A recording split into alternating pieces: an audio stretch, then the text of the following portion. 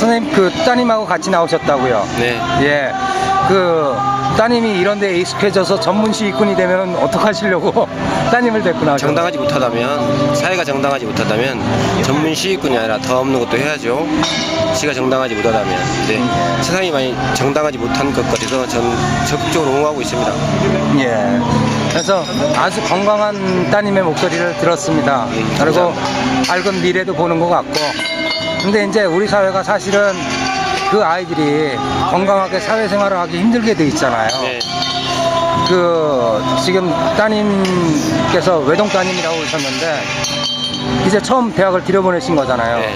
어떠셨어요? 대학을 들여보내고 나서 가정을 꾸리시는데 아니, 경제적인 좀 변화가 컸을 텐데. 변화 컸죠. 변화가 굉장히 컸죠. 아마 등록금이 비싸다는 이유가 두 가지로 집약될 수 있는데요. 한 가지는 이런 거예요.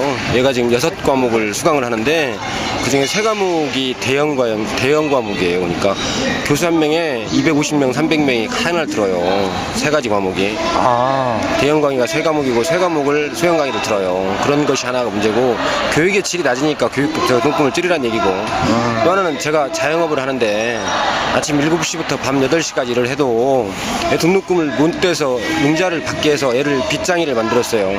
그런 두 가지 맥락에서 등록금 반드시 줄여야 한다는 게 부모 입장이고 제 생각이에요. 제가 여기를 오는 이유는 뭐냐면 사실은 저희가 했어야 하잖아요. 저희가 해서 저 친구들이 저희 차가운 길바닥에 쭈그리고 앉아서 촛불을 들게 만들지 말아야 되는데 우리가 한 거잖아요. 이거에 대한 죄책감 같은 것이 뒤를 계속 나오게 하고 애를 옹호하게 하는 거죠. 예. 좀 가슴이 짠해옵니다. 없습니다.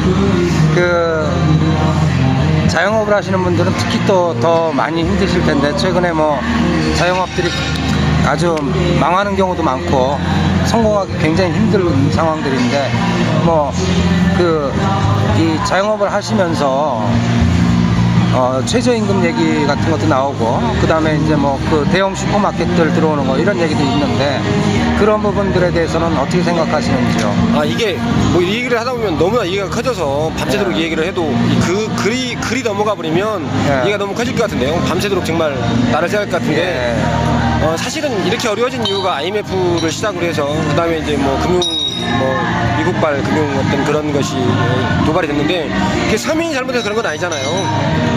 어떤 집권자들이 잘못해서 집권하는 사람들이 잘못해서 이렇게 된 것이고 사실은 요즘에 그래도 누구나 다 아는 어쨌든 견뎌내오시고 대한민국이 무너지지 않게 견디셨지 않습니까? 이게 사실은 견디지 않고 우리나라 대한민국이 견딘 이유 중에 하나가 인력 아닙니까?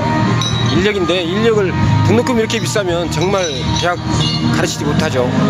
이건 귀결되는 얘기인데요. 귀결되는 얘기 아닙니까? 근데 이제 자꾸 말 들어보면 가슴이 아픈 게 학교 측은 정부로 미루고 정부는 학교 측으로 미루고 요즘에 그런 게 작태인 것 같아요. 근데 가슴이 아파요. 어른 입장에서 보면. 예, 최근에 그래도 반가운 소식이 두 가지가 있었습니다. 하나는 서초구에 한나라당 계열이죠. 서초구에서 3번째 자녀부터는 무상등록금을 하겠다라고 얘기를 나왔습니다. 그 부분 서초구 같은 데로 이사 가셔갖고 그런 혜택 받아보실 용의는 없으세요? 아니 일단 이사를 가더라도 셋째를 만들 자신이 없고요. 셋째를 만들 자신이 없고 그렇게 서초구에 진입은 가능하시겠어요? 아니 어렵죠. 진입도 어렵지만 셋째를 낳을 자신도 없고 그리고 그런 편가르게 한다는 자체가 우습다는 생각이 들어요. 두 번째는 강원도 도립대 전면 무상등록금을 이야기를 했습니다. 그 부분은 어떻게 보시는지요? 저도 그 부분에 대해서 그걸 읽고 최문순 도지사에 대해서 굉장히 다시 생각하게 되는 건데요. 도백이 하나 바뀜으로써 그런 정책을 이끌 수 있다는 게 대단한 거 아닙니까?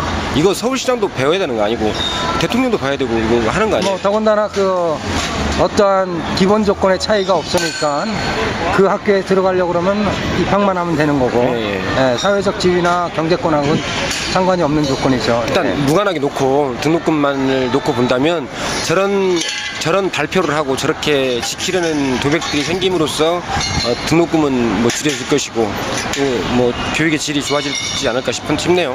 예. 아까 말씀하신 대형 강의 같은 경우에 자제분의 수강 만족도는 어떤 것 같으세요? 좋을 수가 없죠. 그게 강입니까? 강연이지. 교수 한 명에 100명, 150명, 200명, 300명? 이게 강일 수 있어요. 강연이겠죠. 근데 그건 강일 수 없고, 이 비싼 등록금을 내고, 이제, 그리고 수강 신청할 때도 깜짝 놀란 게요. 수강 신청 1초 만에 안 하면 제가 듣고 싶은 교수한테 듣지 못해요. 깜짝 놀랐어요, 저. 이게 지금 우리나라 현 대학의 교육의 질이에요. 근데 가끔 그 시사토론 같은 데 보면 교수들 나와가지고 그런 얘기 해요. 뭐 지금부터 등록금이 떨어지면, 낮춰지면 교육의 질이 문제다. 그리고 뭐 이런 대형 강의 말하면 마이클 샌들 말하겠죠. 하버드대 정의란 무엇인가를 쓴 사람 말하겠지만 웃기는 얘기 아닙니까? 말의 유의고. 뭐 OECD나 이런 우리가 어려운 얘기를 하지 않더라도 비싼 건 사실이잖아요. 네, 아무튼 그 따님이 참 이쁘고 건강하던데 마지막까지 최선을 다해서 이 사회를 지켜내는 동량을 끼워주십시오. 감사합니다.